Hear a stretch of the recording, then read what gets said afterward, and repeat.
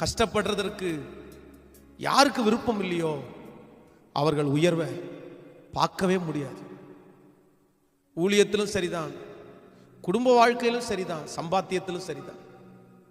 அதான் ஆண்டவர் நீதிமொழிகளில் சொல்லும் போது சொல்றாரு, சோம்பேறியே நீ எறும்பிடத்தில் போய் நீ சுறுசுறுப்பா கற்றுக்கொள், சுறுசுறுப்பா கற்றுக்கொள். நீங்க எவ்வளவு தூரம் பாடுபடுறீங்களோ, நீங்க எவ்வளவு தூரம் உழைக்கிறீங்களோ, ஆண்டவர் அவ்வளவு தூரம் உங்களுக்கு பலன் தருவார். கஷ்டப்பட்டு கடினமான வேலையை செய்றீங்களா, அதனால தான் நீங்க பலனா இருக்கு, பலனா இருக்கு. ஸோ இன்றைக்கு இந்த செய்தியை கேட்கும் போது 2 தீர்மானம் எடுங்க. ஒன்று, என் பிள்ளைகளுக்கு கஷ்டத்தை குறித்து சொல்லி கொடுப்பேன், அவங்கள கஷ்டப்பட சொல்லி கஷ்டப்பட்டு உழைப்பான்னு நான் சொல்லுவேன். நம்பர் 2, ரெண்டாவது, நான் கஷ்டப்பட்டு முன்னேறணுன்ற ஒரு எண்ணத்துக்குள்ள வருவேன். நான் உழைப்பேன்,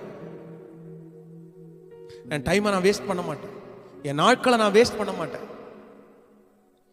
அதான் நான் சொல்லுவேன், நீங்க ஒரு ஸ்டெப் எடுத்து வச்சா உங்களுக்காக 10 அடி ஆண்டவர் எடுத்து வைப்பார்.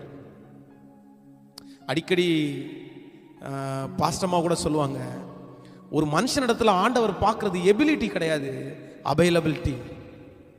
ஆண்டவருக்கு அவர்களுடைய தகுதியை குறித்து கவலையே கிடையாது. அவனுக்கு டேலண்ட் இருக்குது, அது இருக்குது, அதெல்லாம் ஆண்டவருக்கு அதெல்லாம் வேண்டாம். தகுதியெல்லாம் கர்த்தரே கொடுப்பார், அவரே கற்றுக் கொடுப்பார். ஆனா உங்களுடைய அவைலபிலிட்டி, நீங்க எவ்வளவு தூரம் ஆசையா இருக்கிறீங்க, நீங்க எவ்வளவு தூரம் ஓடுறீங்க. ஊழியத்தை செய்ய விரும்புகிற ஒவ்வொரு வாலிப தம்பிக்கும் தங்கச்சிக்கும் பெரியவங்களுக்கும் சொல்றேன், உங்க ஊழியத்தை ஆண்டவர் ஆசீர்வதிக்கணும்னு நீங்க நினைச்சிட்டீங்கன்னா, உங்க தகுதி இல்லை, எனக்கு கீபோர்டு வாசிக்க தெரியும் நோ, எனக்கு பாட தெரியும் நோ, எனக்கு பிரசங்கம் பண்ண தெரியும் நோ. ஆண்டவர் அதை எல்லாத்தையும் பார்க்கறத விட உங்களுடைய அவைலபிலிட்டியை தான் பார்க்கிறாரு. நீங்க நான் செய்யணும் ஆண்டவரே, உங்களுக்காக ஓடணும் ஆண்டவரேன்னு சொல்லி ஏதோ ஒன்ன செய்றீங்களா, உங்களுக்கு இருக்கிற இந்த பலத்தை, அதை தான் ஆண்டவர் மீதியானியர்களை கர்த்தர் முறியடிக்கிறதுக்கு கிதியோனை ஏன் தெரிஞ்சு கொண்டாருன்னா, ஆண்டவர் சொல்றார் பராக்கிரமசாலின்னு கூப்பிடுறாரு. அவனை பார்த்து அவன் சொல்றான், என்ன பார்த்து எப்படி பராக்கிரமசாலின்னு கூப்பிடுவீங்க? ஆமாப்பா, இவ்வளவு கஷ்டமான காலத்திலையும் நீ கஷ்டத்தை பார்க்காம அத்தனை பேரும் வீட்டில் சும்மா இருக்கும்போது நீ விவசாயம் பண்ணிட்டு இருக்கல, நீ தாண்டா பராக்கிரமசாலி.